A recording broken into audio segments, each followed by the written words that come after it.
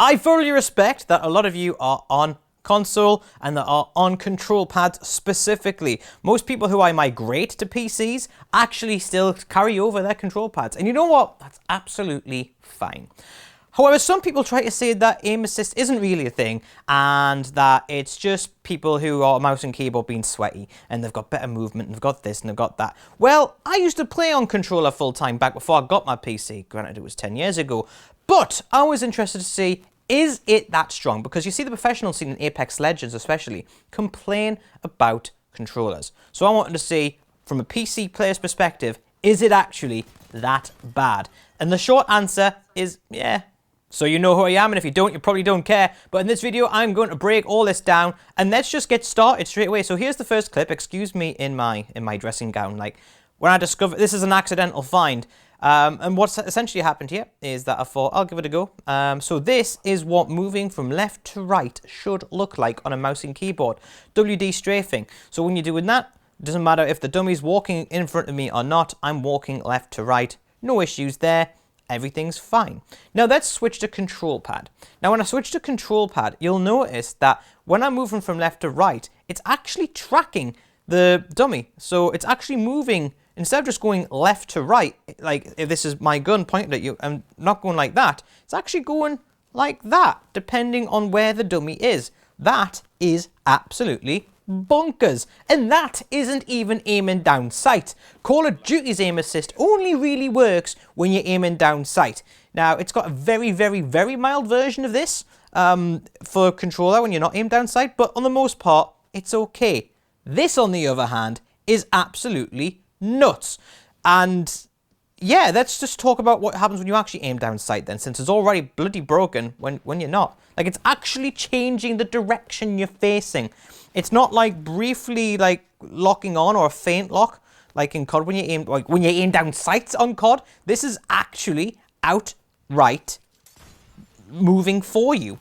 Now, let's go and have a little look, as I promised before, at the aim down sight. So when you aim down sight, essentially what's happened is, if you do not use the right stick, it doesn't really track. It doesn't really track at all. There was moments where it would, but I think that was more to do with the angle, more so than the actual aim down sight. Now, the second I put the slightest bit pressure on the analog stick. Now, you'll notice that I only had the analog stick very, very, very, very slightly going left. You'll see that my thumb's not moving right, but you'll see that the aim is dragging right quite substantially. Now, when I let go of the control stick, it stops doing that, but the slightest bit pressure, it wants to lock on. Now, imagine what happens when you actually do that when you're trying to track the target. The result is a very easy kill when you aim down sight, a very easy kill when you're in hip fire mode. And I tried this out at range. It does do this at range a bit. It's not quite pronounced at range. However, it's still a thing. Go into a team deathmatch just to check it out. You know, like a situation where there was going to be lots of encounters. And yeah, even at range, it was still absolutely slapping. Like locking on. If you're locking on players who are sniping or moving slowly with like an assault rifle, thing beams. Thing beams. That slightest bit of tracking that it does is more than enough at range if you're using something like a G7 or a 3030 or something like that. The recoil is so much easier to control as well. I thought the recoil would have a significant advantage on the mouse and keyboard. Now, you can train yourself to be at a significant advantage. However, for the majority of people, for everyone on control pad, it does a good enough job at controlling the recoil for you anyway. And I find that fucking bonkers. Honestly, I really do. Like, I honestly believe that crossplay is a brilliant thing. And this argument never really existed before crossplay. And it's something, it's teething stages, because we've only had crossplay really for a few years. Like, 4 or 5 years it's been mainstream. Like, yes, that sounds like a long time, but over the grand scheme of things, it's actually not. So, for me, this is quite important, because this needs to be a turning point. Like, personally, aim assist cannot be that strong. I'm sorry. COD, there is aim assist, but it's not as bad. I can't believe COD is doing something better than Apex. Never thought I'd see the day. But Yeah, this is quite concerning for me. Like, no wonder no wonder console players are slapping PC players up front on Apex.